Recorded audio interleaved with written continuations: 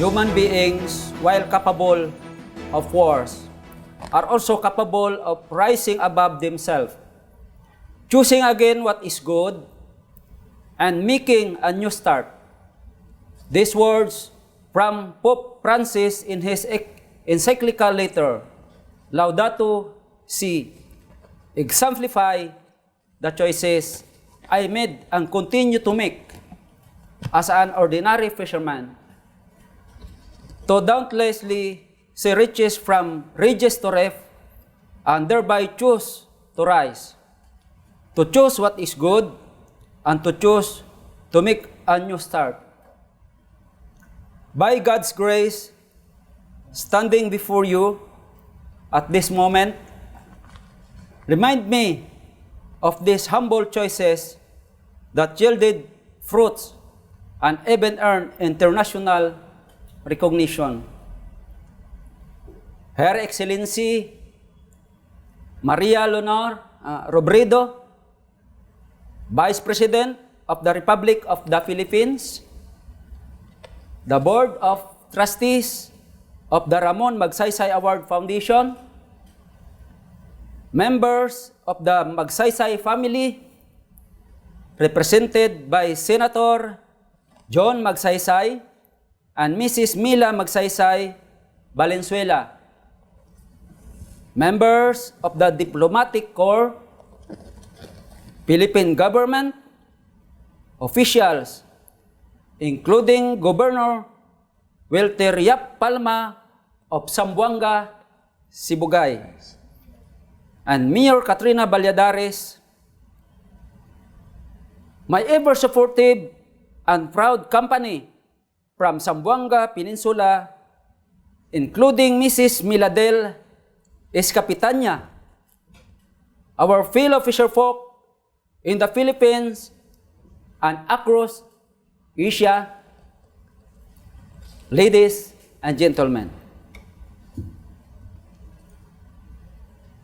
I am profoundly honored and pleased to be chosen as one of the awardees of the most prestigious award in Asia, in honor of the legacy of the late President Ramon Magsaysay. Never in my wildest dreams I think I will be counted among the array of great community leaders to become recognized by the foundation. As a simple fisherman, I only have one desire for the community that makes me do what I have been doing, to offer myself to self-provide better environment, sustainable livelihood, and empowered community to realize our vision and mission in life. That is, to have 3-8, agahan, hapunan, tanghalian, or 3-8. In English, 3-8. Breakfast, lunch, and dinner. So, 3-8. If we have 3-8 or 3 meals in a day, I believe we would be content. But more than this, I see a hunger that not even 3 full meals could satisfy. Day after day, I see the need to strive for progress, to live harmonious life fulfilled by a sustainable and equitable coexistence in the coastal vicinities of Zamboanga, Sibugay. This has always been our aspiration as municipal fisherfolk, together with our government and other stakeholders, in preparation for a better and productive environment for the next generations. Because of this award, I am exceedingly grateful and hopeful that this platform could be a great mechanism to help our poor fisherfolk sector attain more leverage to sustainably manage our coastal resources. Through this stage, I am advocating my fellow fisherfolk in the entire archipelago that this initiative will be not stopped with this award, but will serve as a vehicle to sail smoothly and navigate towards sustaining our natural wealth. What kind of world do we want to live to those who come after us? To children who are now growing up, ask Pope Francis using the lenses of the same encyclical. Today, in the years to come, we respond to the daunting task in making the earth truly a home. To my fellow fisherfolk, let us help our government by keeping our coastal habitat protected and sustainably utilized. Let us support our fishery programs while being faithful to the laws and local policies that augment coastal measures in our pursuit for better production and environmental preservation. Let us take heed of the environmental crisis that continues to haunt us because of sheer apathy and personal interest, resulting in environmental abuses which badly affect the poor. Let us take the step of empathy because progress entails sacrifices and unity.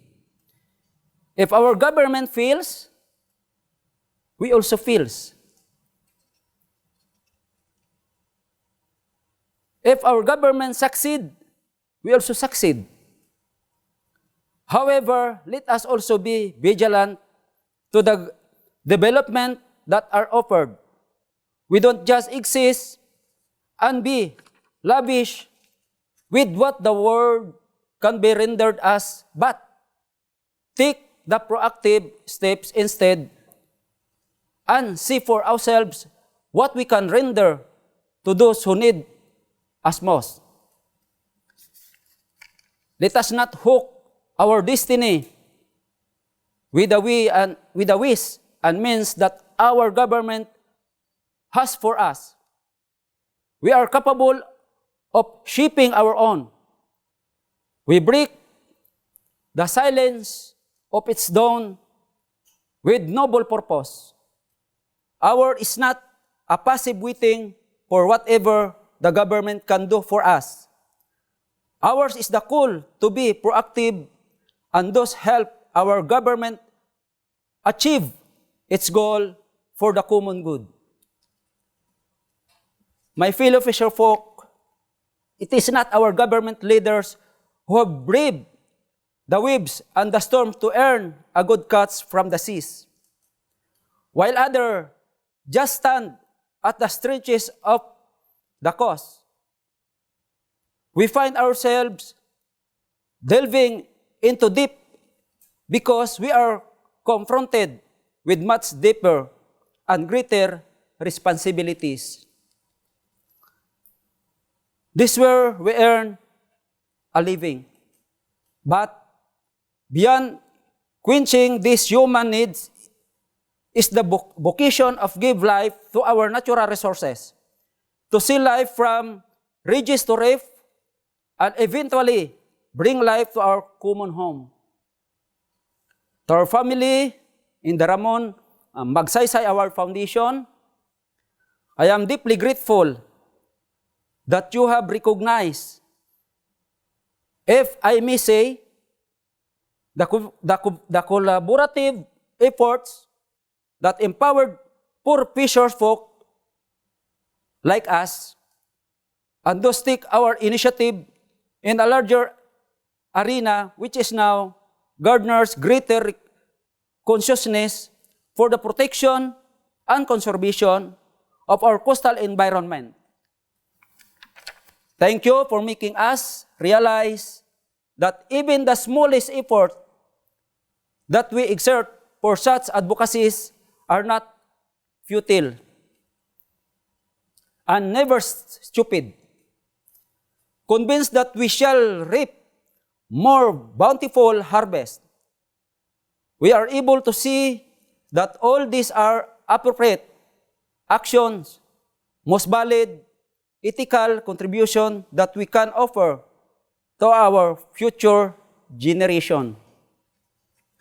Let me take this chance to render my sincere appreciation to our community development workers on the ground who have always been my company, even when the sail goes rough and perilous.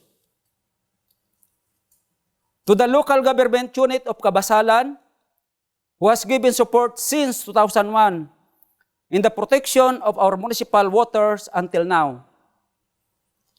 The Office of the Municipal Agriculture, despite having the least fund allocation, never cease to stir collaborative efforts with our fisherfolk organization and for cementing our strong policy support in the integrated coastal resource management.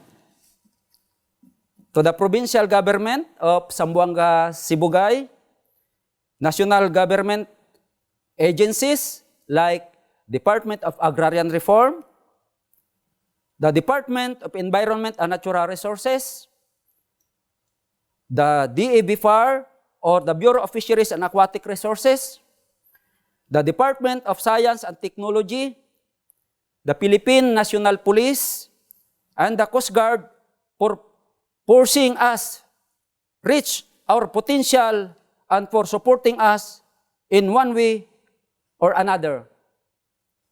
To all our able partners who have been constant support, foremost to the Xavier Agriculture Extension Service Foundation of IPIL that honed my skill and talent in community development and coastal resource management. To the various non-government organizations, namely the Forest Foundation Philippines or FTFCF, Condora, the Peace and Equity Foundation or PAF, the EDC, the Isyadra, Rare Philippines, Pakisama, HID Foundation that funded our mangrove reforestation projects, strengthened our association, developed our leaders, and provided us functional technical knowledge and skills. To the various academic institutions, the Ateneo de Zamboanga School of Medicine, Xavier University, Ateneo de Cagayan, MSU Naawan, UP Manila, for providing us scientific results as basis for our local legislation and ongoing programs. To my immediate community of Balonges, Concepcion, Cabasalan, Zamboanga, Sibugay, the Kapunungan sa Gagmay Mangingisda sa Concepcion or KGMC, and the Coalition of the Municipal Fisherfolk Association in Zamboanga, Sibugay or COMFAS, for always believing in me, for tirelessly supporting me. To our local church in the Diocese of Ipil, for raising in me profound consciousness to the faithful despite of our very poor condition. For molding my values since my youth to be a grateful and responsible steward of God's creation. Lastly, and most importantly, I would like to thank my family, my parents, my siblings who raised me and taught me fulfill my responsibilities as a leader. To my wife, Rebecca, and my 11 children, who are my source of joy, and who give me strength and give light to the path I take every day.